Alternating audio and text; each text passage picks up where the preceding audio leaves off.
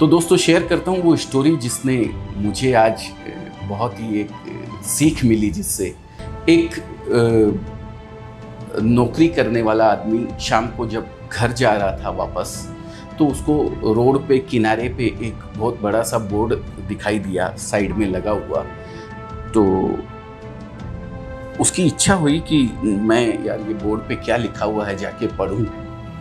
तो वो जब वहाँ जाके उस बोर्ड पे पढ़ता है तो लिखा हुआ था कि कल इस चौराहे पे मेरे 50 रुपए गिर गए थे, अगर किसी भी बंदे को वो 50 रुपए मिलते हैं तो मुझे वो 50 रुपए मेरे लौटा देवे। नीचे मैंने एड्रेस लिखा है। ये 50 रुपए मेरे लिए बहुत मायने रखते हैं, मैं बहुत गरीब घर से हूँ, तो ये 50 रुपए मेरे लिए बहुत ही कीमती और बहुत मायने रखते हैं। तो अगर किसी भी बंदे को मिलता हो तो वो जो नीचे एड्रेस लिखा हुआ है उसके ऊपर ये 50 रुपए लौटा देवे। तो जब उस आदमी ने ये चीज़ पढ़ी उस बोर्ड के ऊपर, तो उसे लगा यार 50 रुपए मेरे लिए कोई मायने नहीं रखते हैं, लेकिन जिसने भी ये गिर गए हैं उसके लिए बहुत मायने रखते हैं, क्यों ना मैं ये 50 रुपए उसको लौटा दूं, तो उसके लिए कुछ अच्छा हो जाएगा। तो उसने नीचे एड्रेस पढ़ा और आगे गली में उसके घर तक पहुंच के उसने वहाँ जाके आवाज़ लगाई, कोई है क्या? तो एक बुढ़िया लकड़ी का सहारा लेके निकलती हुई आगे आई। तो बुढ़िया ने आके जब पूछा कौन है, तो उसने कहा कि माई आपके ये 50 रुपए कल वहाँ गिर गए थे तो मुझे मिले हैं, तो मैं आपको लौटाने के लिए आया हूँ।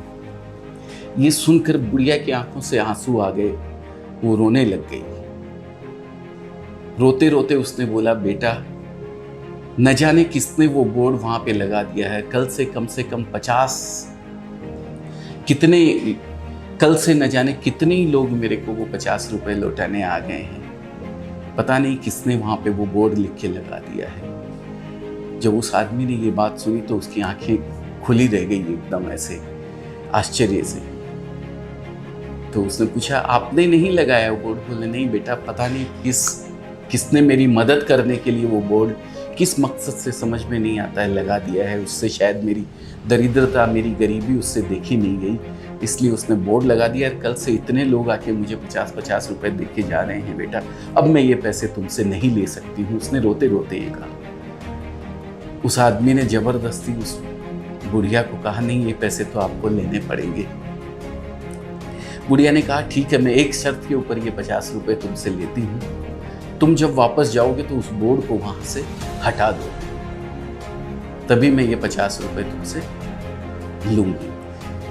तो उस बुढ़िया ने वो 50 रुपए उससे रख लिए और वो आदमी सोचते सोचते वहां से वापस निकला कि क्या वो एक फरिश्ता कौन था जिसने इस बुढ़िया की मदद करने के लिए इस तरीके का एक तरीका, मतलब इस तरीके से उसने सोचा और वो बोर्ड लगाया। और उस बुढ़िया ने उससे पहले आए हुए लोगों से भी ये बात कही होगी कि बोर्ड वहाँ से वो पुर्जा हटा के फाड़ के फेंक देना।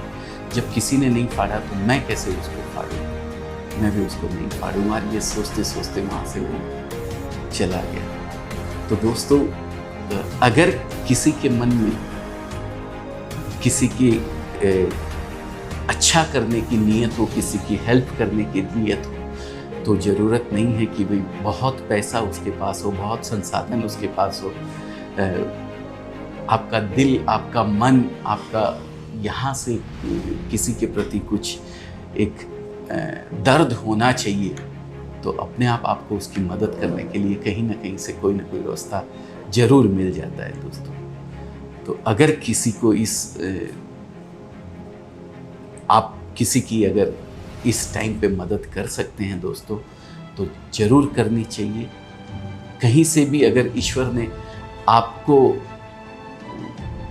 अगर उसका माध्यम बनाया है उसकी हेल्प करने के लिए, तो दोस्तों ये आपके हमारे लिए बहुत बड़ी बात है।